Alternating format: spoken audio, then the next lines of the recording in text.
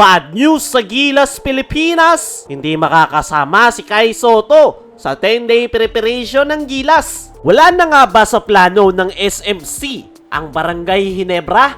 Mas priority na nga ba ang Magnolia Hotshots? Kilala nga ang SMC na kapag gumalaw ang isa nilang team, gagalaw din ang dalawa pa.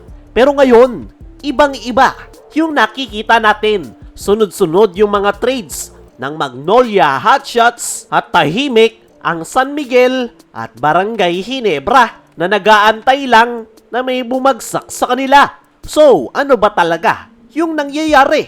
Sadyang iniwan na ba ng SMC ang Ginebra? O may mas malalim pa na dahilan? Aminin natin, sanay ang ilang mga PBA fans sa pattern ng SMC. Kapag inayos yung isa, may galaw din sa dalawa pa nilang kupunan. Pero ngayon, malinaw na Magnolia yung active na active sa trade. Yung SMB ay tahimik dahil loaded na sila at kakagaling lang sa championship. Pero ang Barangay Ginebra, tahimik kahit pakitang-kita yung kanilang problema. Kailangan na kailangan nga nila ng isang legit big man. Dahil yan nga yung kulang sa kanilang lineup. Pero habang ang Magnolia ay kabi-kabila yung trade, ang Ginebra nagtitiis sa kanilang kasalukuyang lineup. At dito napapasok yung malaking factor kung bakit tila walang paki ngayon na ang SMC sa Barangay Ginebra. Ang dahilan ay dahil si L.A. Tenorio, yung panibagong head coach ng Magnolia. Bagong head coach, bagong era para sa Magnolia. At sa kahit anong organisasyon, kapag may bagong leader, bibigyan mo ng buong suporta. At yan nga yung ginagawa ngayon ng SMC. Gusto nilang maipakita na magiging successful yung transition ni Tenorio. Kaya naman, binibigyan nila ito ng mga pyesa at gustong players ni Tenorio para bumagay sa gusto niyang sistema. Hindi coincidence na kaka-trade lang ng Magnolia, may trade na naman na magaganap. Ibig sabihin lang noon, Magnolia Hotshots ang project ngayon ng SMC. Buo nga yung suporta ng SMC kay L.A. Tenorio at hindi nila ito hahayaang pumalpak bilang head coach. Pero yung epekto nga niyan ay hindi na napagfofokusan ng SMC ang Barangay Ginebra. Actually, napapabayaan na dahil mas nakafocus sila sa Magnolia Hotshots. So wala na ba talagang plano ang SMC para sa Barangay Ginebra? Hindi nating masasabi na wala sa plano. Mas magandang sabihin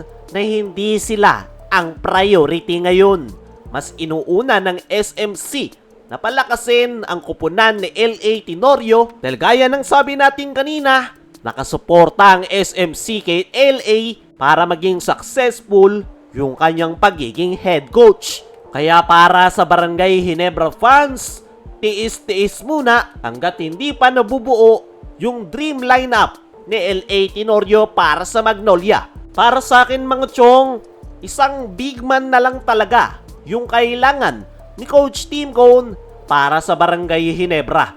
Yun na lang talaga yung kulang sa kanyang lineup. At once na makakuha niyan si Coach Tim, ay kompletos ricados na ang Barangay Ginebra. Ang tanong lang ay kailan sila makakakuha ng big man? Kaya ba nilang kumuha bago magsimula ang Commissioner's Cup? Yan ang aantabayanan natin sa mga susunod na araw. Dumako naman tayo dito sa kabilang balita. Bad news sa Gilas, Pilipinas. Hindi makakasama si Kai Sotto sa 10-day preparation ng Gilas. Kaka-recover nga lang ni Kai Sotto sa kanyang ACL injury. Pero nitong mga nakalipas na linggo ay tinamaan na naman siya ng another injury. Although minor injury lang yung kanyang natamo, pero dahil nga kakagaling niya lang sa ACL injury ay nagiging mabagal yung kanyang recovery. At dahil dyan, ayon sa article ng Spin.ph, ay possible raw na hindi makadalo sa 10-day practice si Kai Sotto para sa Gilas. Possible pa rin naman daw na makapaglaro si Kai kontra New Zealand at Australia.